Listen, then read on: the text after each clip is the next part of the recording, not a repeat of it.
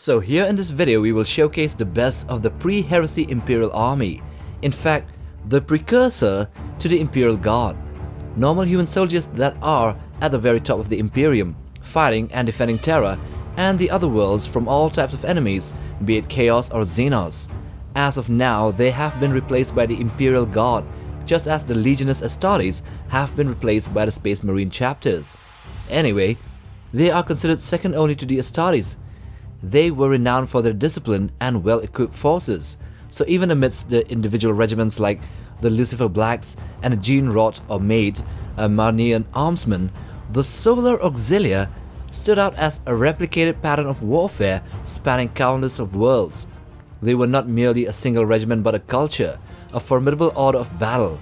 As the Imperium expanded, the Solar Auxilia Cohorts became the backbone of its military, their significance echoing beyond the formidable Space Marines.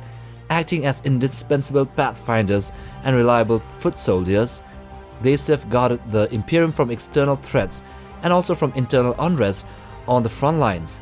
In a galaxy teeming with thousands of worlds, or even millions of worlds, they became the first line of defense against those who sought to destroy or disrupt the Imperium, and most of all, they are the backbone of the Great Crusade. The Solar Auxilia, originating from the Sol system, our world, and our solar system, and Terra, they originated in the early days of the Great Crusade. They were conceived by the Emperor to address the vast scope of a galaxy-spanning campaign. Recognizing the limitations of the Legionist Astartes, mainly due to the numbers, the Imperial Army, known as the Exertus Imperialis, was formed, a diverse force of billions including soldiers, support staff, and war machines. Within this massive organization, the Solar Auxilia emerged as a purpose-created division with precise parameters. Their primary role was to be frontline soldiers, adept at navigating the void and hostile environments, supporting the Space Marines and allowing them to focus on concentrated frontline operations. They guarded warships, frontier outposts, and served in expeditionary fleets, acting as aggressors and explorers. Disciplined, well-trained, and well-equipped, the Solar Auxilia played a crucial role in achieving compliance and safeguarding newly conquered territories from the external enemies and internal rebellion. While not matching the power of the Legionist Astartes by any form, they still formed compact fleet-based armies capable of handling local conflicts. Thus now we come to the heart of the Auxilia, the Saturnine Order, originating from the militarized tech enclaves of Saturn during the Age of Strife. They were formidable military forces known for their expertise in void warfare, comprising of a league of independent domains formed from asteroid enclaves, from orbital arcologies and lunar colonies. The polities of Saturn established a technologically advanced culture.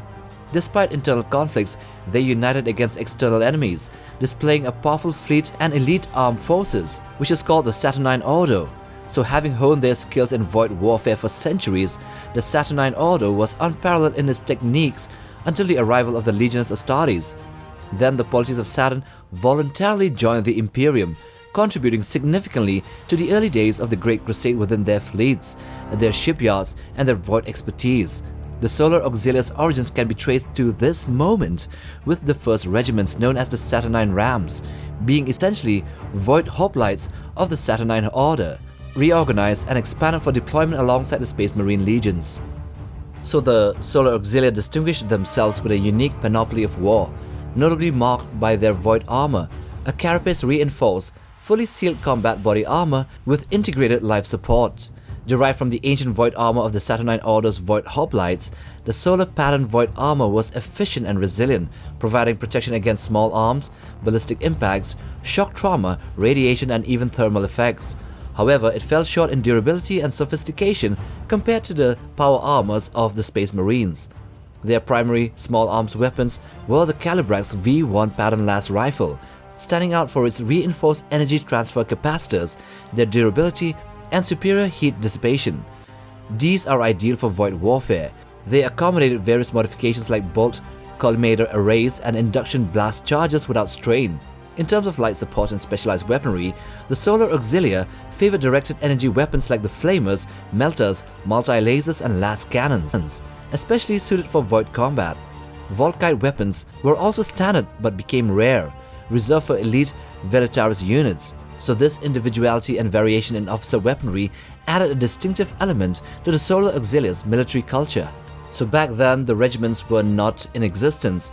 These Solar Auxilia were arranged in cohorts.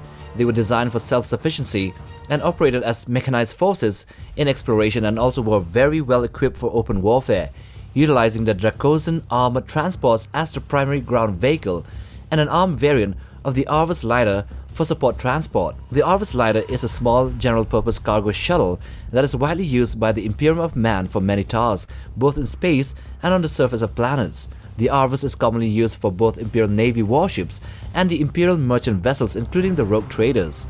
With a focus on void warfare, naval support included fighter crafts as well, also heavy gunships and orbital landers. Uniquely, they employed specially modified shock pattern boarding rams for void assault actions, meaning from ship-to-ship battles. In open battle, the Solar Auxilia Cohorts utilized advanced Mars solar pattern Lehman-Ross tanks, even Basilisk and Medusa artillery tanks. A sub-cohort with super heavy armor featured units like the Malcador tanks and the Baneblades, providing additional firepower, excluding more specialized siege formations which are deemed outside of the Solar Auxilia's strategic scope during the Great Crusade. So going back to the soldiers, the individual ones, the Solar Auxilia also wielded a diverse array of very advanced weaponry, hardly found elsewhere in other regiments later on. Notable sidearms including the Archaeotech pistols, such as micro-atomic slug throwers, and even the needle pistols used by the assassins of the official Assassinorum. Their support weapons include graviton guns, capable of impeding armies and enemies and damaging machinery, and they also had the demolisher cannons for line breaking and fortification destructions. They also wielded the irradiation projectors, which were used mainly by the Mechanicum later, which unleashed deadly radiation blasts, while their lightning guns fired deadly ionizing beams with a powerful electromagnetic force behind the blasts.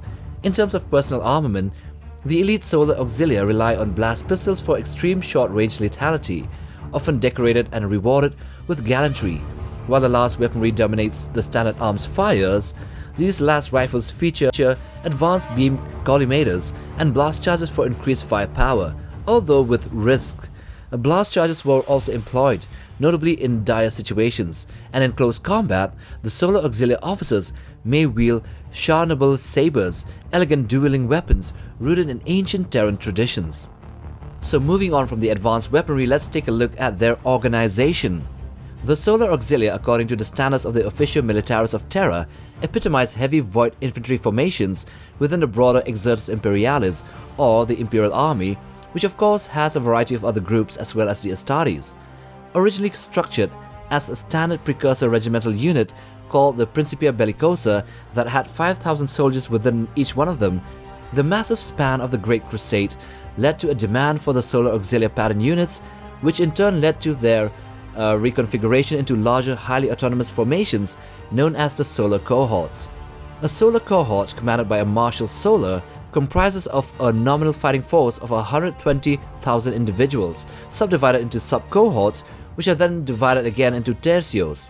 Each tercio, a fundamental building block at a tactical level, consists of 3 sections with distinct roles, including the infantry tercios equipped with las rifles, the elite Veletaris tercios armed with augmented short-range weapons, and the fire support tercios overseeing the infantry support weapon platforms. The Solar Auxilia's organizational strength lies in their adaptability as well and self-sufficiency, marked by their disciplined training in void crafts and their combat engineering, hostile environment survival, and their prowess in planetary explorations. Well, tactically, the Solar Auxilia developed a doctrine shaped by their unique operational environments and also their advanced equipment. The imperative of coordination and discipline is underscored by their void warfare focus, while infractions can lead to catastrophic consequences as well. Their tactics emphasize close order formations, concentration of firepower, and stubborn defense. Aggressive defense and asymmetric lightning assaults are common strategies, showcasing their ability to seize superior defensive ground, inviting enemy attacks on preferred terms, and then achieve localized victories in divided enemy lines. The Solar Auxilia's famed discipline and line-holding abilities serve them well in the face of unknown terrains and potentially unknown enemies as well. making them effective long-range pathfinders and rapid response forces in the Imperium's military efforts. By the 2nd century of the Great Crusade, the Solar Auxilia pattern forces constitute approximately 20 to 25% of the overall human strength in the Imperial Army. In the first-line armies dedicated to void warfare, totaling in the tens or even hundreds of millions. As the Horus heresy unfolded, this force was then strategically divided, with approximately 2/3 of the Solar Auxilia Cohorts permanently stationed within the Imperium's boundaries, assigned for defense, while the other third was speciated or specialized into different offensive roles.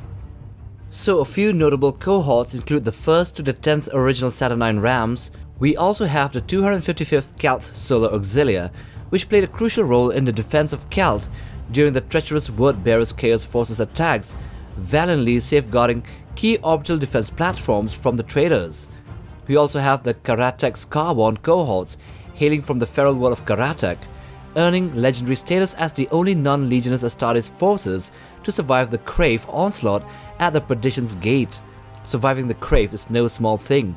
Some of these xenos are stronger than even the Space Marines and even rival Custodes.